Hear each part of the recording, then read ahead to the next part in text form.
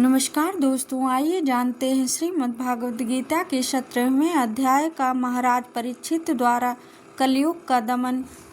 सूत जी कहते हैं, शौनक जी वहां पहुंचकर राजा परीक्षित ने देखा कि एक राजवेशधारी शूद्र हाथ में डंडा लिए हुए और गाय बैल को एक जोड़े को इस तरह पीटता जा रहा है जैसे उनका कोई स्वामी ही न हो। वह कमल तंतु के समान श्वेत रंग का बैल एक पैर से खड़ा काँप रहा था तथा शूद्र की ताड़ना से पीड़ित और भयभीत होकर मूत्र त्याग कर रहा था। धर्मोपयोगी दूध, घी आदि हविष्य पदार्थों को देने वाली वह गाय भी बार बार शूद्र के पैरों की ठोकरें खाकर अत्यंत दीन हो रही थी। एक तो वह स्वयं ही दुबली पतली थी, दूसरे उसका बछड़ा भी उसके पास नहीं था। उसे भूख लगी हुई थी और उसकी आंखों से आंसू बहते जा रहे थे।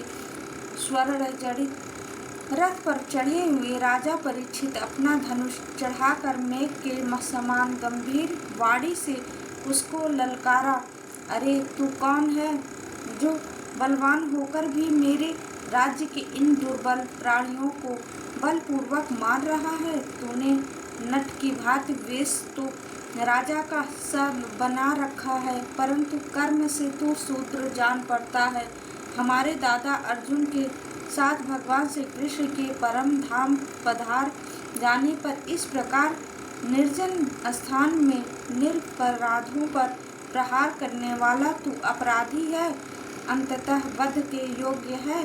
उन्होंने धर्म से पूछा, कमल नाल के समान आपका श्वेत वर्ण है, 3 पैर न होने पर भी आप एक पैर से चलते फिरते हैं। यह देखकर मुझे बड़ा कष्ट हो रहा है। बतलाइए, आप क्या बैल के रूप में कोई देवता है? अभी यह भूमंडल कुरुवंशी नरपतियों के बाहुबल से सुरक्षित है। इसमें आपके सिवा और किसी भी प्राणी की आंखों से शोक के आंसू बहते मैंने नहीं देखे। धेनुपुत्र, आप शोक न करें, इस शूद्र से निर्भय हो जाएं। गोमाता, मैं दुष्टों को दंड देने वाला हूँ, अब आप रोए नहीं, आपका कल्याण हो। देवी, जिस राजा के राज्य में दुष्टों को उपद्रव से सारी प्रजा त्रस्त रहती है, उस मतवाले राजा की कीर्ति, आयु, ऐश्वर्य और परलोक नष्ट हो जाते हैं। राजाओं का परम धर्म यही है कि वे दुखियों का दुख दूर करें। यह महादुष्ट और प्राणियों को पीड़ित करने वाला है, अंततः मैं अभी इसे मार डालूंगा। सुरभिनंदन, आप तो 4 पैर वाले जीव हैं, आपके 3 पैर किसने काट डाले? श्री कृष्ण के अनुयायी राजाओं के राज्य में कभी कोई भी आपकी तरह दुखी न हो। वृषभ, आपका कल्याण हो। बताइए, आप जैसे निरपराध साधुओं का अंग भंग करके किस दुष्ट ने पांडवों की कीर्ति में कलंक लगाया है? जो किसी निरपराध प्राणी को सताता है, उसे चाहे वह कहीं भी रहे, मेरा भय अवश्य होगा। दुष्टों का दमन करने से साधुओं का कल्याण ही होता है।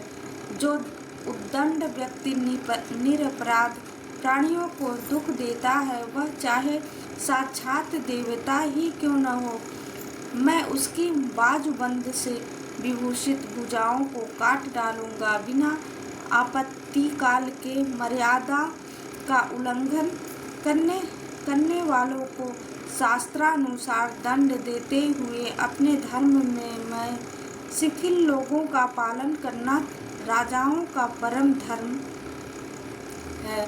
धर्म ने कहा, राजन, आप महाराज पांडु के वंशज हैं, आपका इस प्रकार दुखियों को आश्वासन देना आपके योग्य ही है, क्योंकि आपके पूर्वजों के श्रेष्ठ गुणों ने भगवान श्री कृष्ण को उनका सारथी और दूत आदि बना दिया था। नरेंद्र, शास्त्रों के अभिन्न वचनों से मोहित होने के कारण हम उस पुरुष को नहीं जानते जिससे क्लेशों के कारण उत्पन्न होते हैं। जो लोग किसी भी प्रकार के दैत्य को स्वीकार नहीं करते, वे अपने आप को ही अपने दुख का कारण बतलाते हैं। कोई प्रारब्ध को कारण बतलाते हैं तो कोई कर्म को, कुछ लोग स्वभाव को तो कुछ लोग ईश्वर को दुख का कारण मानते हैं। किन्हीं का ऐसा भी निश्चय है कि दुख का कारण न हो तो तर्क के द्वारा जाना जा सकता है और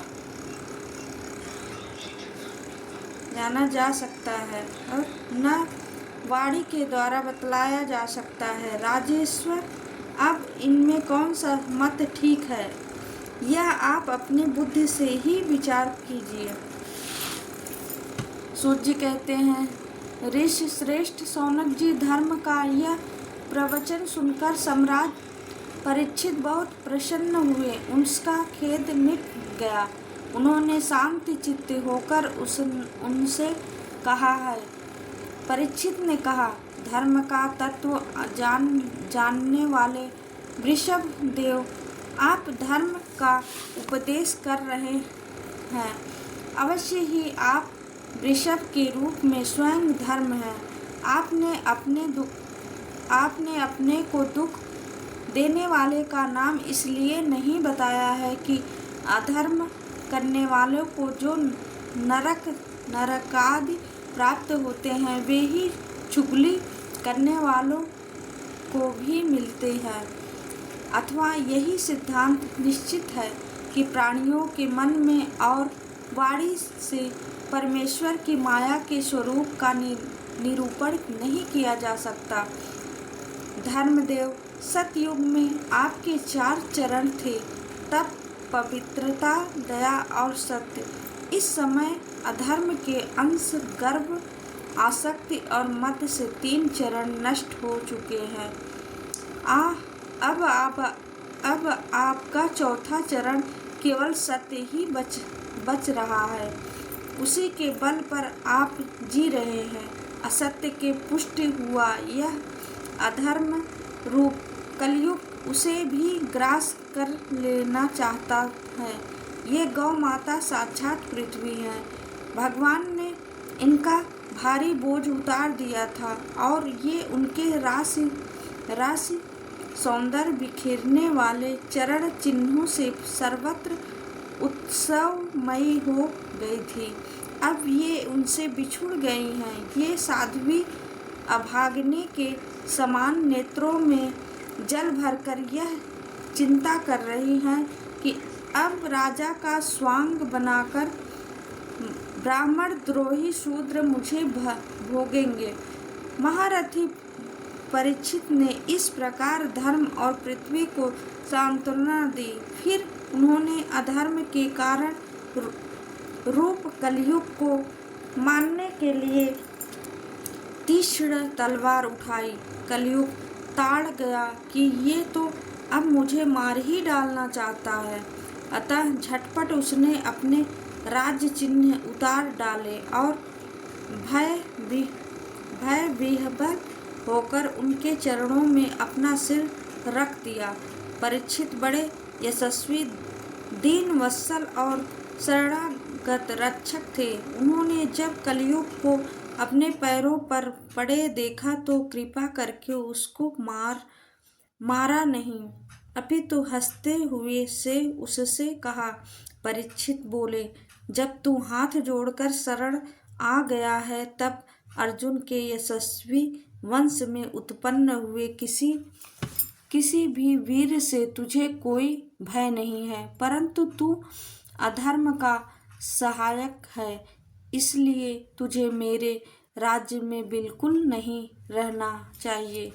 तेरे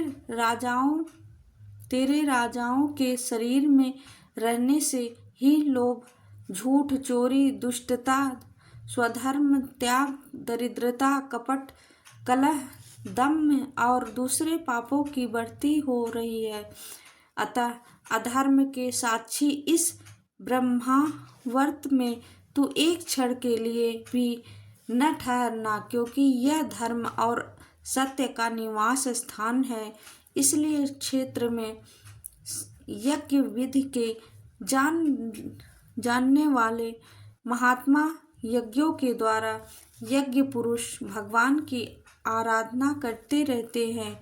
इस देश में भगवान श्री हरि यज्ञों के रूप में निवास करते हैं। यज्ञों के द्वारा उनकी पूजा होती है और वे यज्ञ करने वालों का कल्याण करते हैं। वे सर्वात्मा भगवान वायु की भांति समस्त चराचर जीवों के भीतर और बाहर एक रस स्थित रहते हुए उनकी कामनाओं को पूर्ण करते रहते हैं। सूत जी कहते हैं परीक्षित कि यह आज्ञा सुनकर कलयुग सिहर उठा। यमराज के समान मारने के लिए उद्धत हाथ में तलवार लिए हुए परीक्षित से वह बोला। कलि ने कहा, सार्वभौम, आपकी आज्ञा से जहाँ कहीं भी मैं रहने का विचार करता हूँ वहीं देखता हूँ कि आप धनुष पर बाण चढ़ाए खड़े हैं। धार्मिक शिरोमणे, आप मुझे वह स्थान बतलाइए जहाँ मैं आपकी आज्ञा का पालन करता हुआ स्थिर होकर रह सकूं। सूत जी कहते हैं, कलयुग की प्रार्थना स्वीकार करके राजा परीक्षित ने उसे 4 स्थान दिए। धूत, मद्यपान, स्त्री संग और हिंसा। इन स्थानों में क्रमशः असत्य, मद, आसक्ति और निर्दयता, ये 4 प्रकार के स्थान रहने के लिए उसने दिए। ये 4 प्रकार के अधर्म निवास करते हैं। उसने और भी स्थान मांगे, तब समर्थ परीक्षित ने उसे रहने के लिए एक और स्थान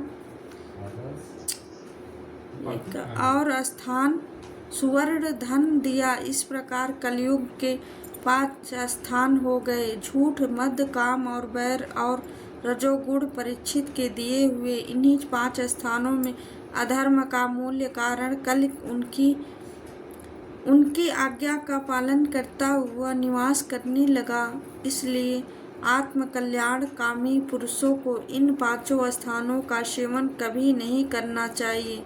धार्मिक राजा, प्रजा वर्ग, लौकिक नेता और धर्मोपदेष्टा गुरुओं को तो बड़ी सावधानी से इनका त्याग करना चाहिए। राजा परीक्षित ने इसके बाद वृषभ रूप धर्म के 3 चरण तपस्या, शौच और दया जोड़ दिए और आश्वासन देकर पृथ्वी का संधारण किया।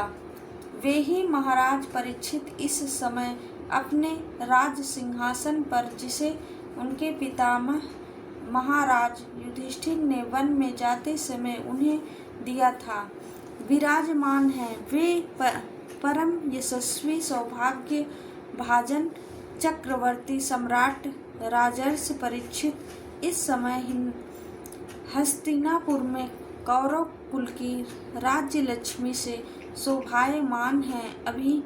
अभिमन्यु नंदन राजा परीक्षित वास्तव में ऐसे ही प्रभावशाली हैं जिनके शासन काल में आप लोग इस दीर्घकालीन यज्ञ के लिए